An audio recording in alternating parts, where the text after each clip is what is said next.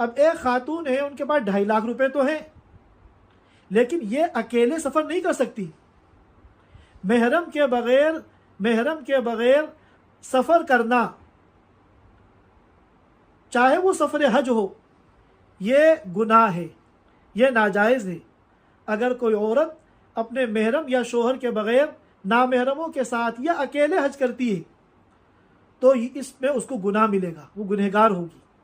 तो इसलिए औरत पर हज के फ़र्ज़ होने में डबल ख़र्चा होना ज़रूरी है। अपने हज का भी ख़र्चा हो और अपने रफ़ीक़ सफ़र, जो कि या तो शोहर होगा या कोई उसका महरम होगा, भाई होगा, बेटा होगा, बाप होगा, चचा होगा, दामाद होगा, जो भी कोई महरम हो।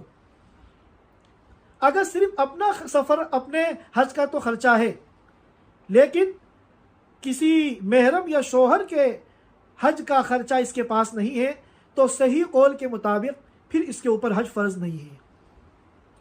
यहाँ पर रुक कर ये बात भी समझ लें कि हमारी ख़वातीन के पास जो ज़ेवरात होते हैं, सोने और चांदी के ज़ेवरात, अगर इन ज़ेवरात की मालियत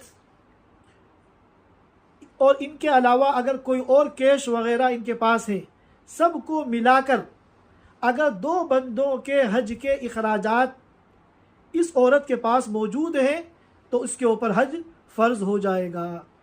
अब मिसाल के तौर पे 2 बंदों के हज के जो अखराजात हैं वो 5 लाख रुपए हैं, 2.5 लाख और 2.5 लाख, 5 लाख रुपए। अब इसके पास 1 लाख रुपए हैं और 4 लाख रुपए का सोना चांदी का जेवर है, तो इसके ऊपर हज फ़र्ज़ हो गया।